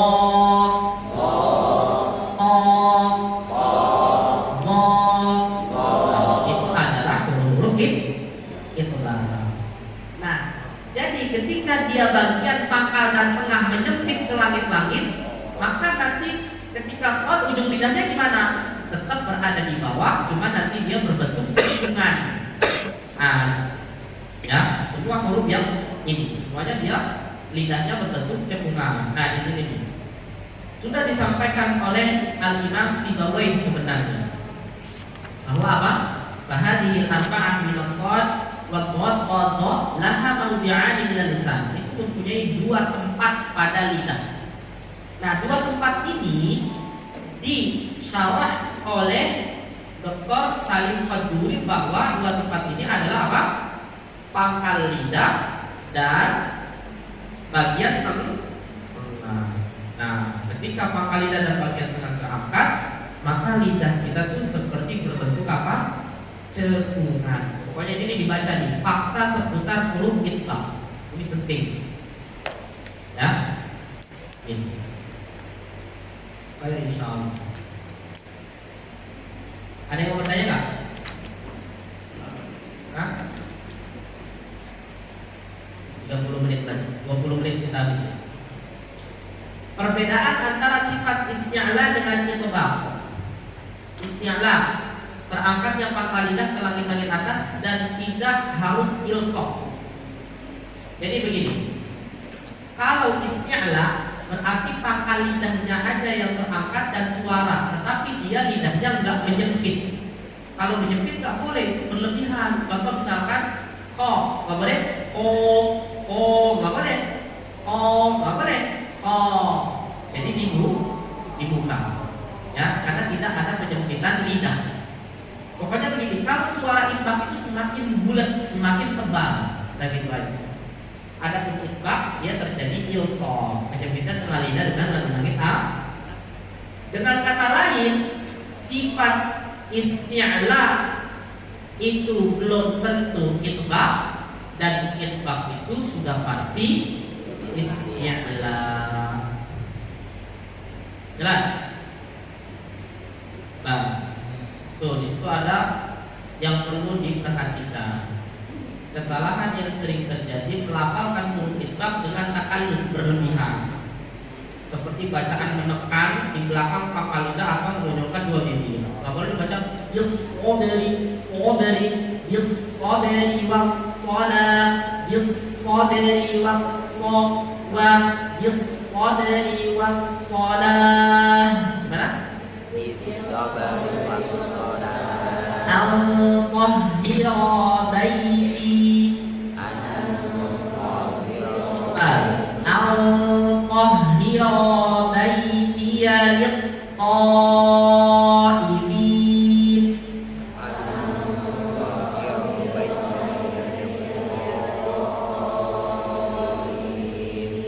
Nah, itulah huruf itbaq. Kalau infitah, apa makna infitah? Infitah itu adalah kebalikan dari itbaq, berarti tidak terjadi penyempitan lidah ke langit-langit atas. Kata makna infitah apa? Terbuka. Tapi ingat, huruf-huruf infitah jadi begini perbedaannya. Setiap huruf isti'la itu belum tentu infitah. Kalau infitah ada yang huruf isti'la. Setuju nggak? Setuju nggak? Kalau kata-kata itu, hah? Oke, lagi. Kalau di sini ada sebenarnya huruf-huruf infitah belum tentu istifal, sedangkan huruf-huruf istifal sudah pasti infitah. Di dalam huruf infitah ada nggak huruf isti'la? Ada kan? Huruf apa aja? O, wai, dan o. Sedangkan dalam huruf apa? Isti'la ada nggak huruf infitah? Yaitu selain huruf itbaq, shad, bod, to, dan mo. Selain itu ya sama aja, huruf kha, ghain, dan qaf ini disebut apa? Huruf isti'la infitah. Sedangkan shad, bod, to, dha disebut apa? Huruf isti'la itbaq. Makanya beda nanti ketebalannya. Ketika kasroh, lihat di bawah, lihat di halaman selanjutnya 122 ada namanya sifat isti'la itbaq. Ya, berarti isti'la itbaq. Yang dua isti'la infitah. Huruf isti'la itbaq berarti dia begini bacanya. Wa asila, ya, riza, wa ati'u, itu azim, dia lebih tebal. Sedangkan kalau dia isti'la tapi dia enggak itbaq, dia infitah, maka enggak boleh berlebihan. Al-mustaqim tidak. Al-mustaqim, begitu bacanya. Min ghillin tidak dibaca apa? Min ri, itu berlebihan. Bisa? Min ghillin, gimana? Min akhi. Jangan dibaca min akhi itu ketebalan. Kata apa? Dia isti'la tapi dia infitah. Walaupun sebenarnya kalau kita kembalikan kepada tingkatan huruf isti'la itu punya tingkatan yang berbeda. Baik, adapun idlaq sama ismat tidak kita bahas karena dia tidak ada hubungannya sama sifat. Bisa dibaca sendiri. Pernyataannya ada di bagian terakhir 124 ya, bahwa sifat idlaq dan isbat itu ya dia hanya terkait dengan morfologi ilmu sharaf. Ya, sepertinya setelah asar baru saya akan melanjutkan ke sifat yang terakhir yang tidak memiliki lawan. Nanti akan kita bahas qalqalah dan seterusnya. Istirahat dulu. agak blank ya. Baik. Baik, insyaallah. Buat sesi tanya jawab aja. Kalau ada yang mau tanya jawab. Ada nggak? Sertifikatnya mana sertifikatnya? Udah diambil belum?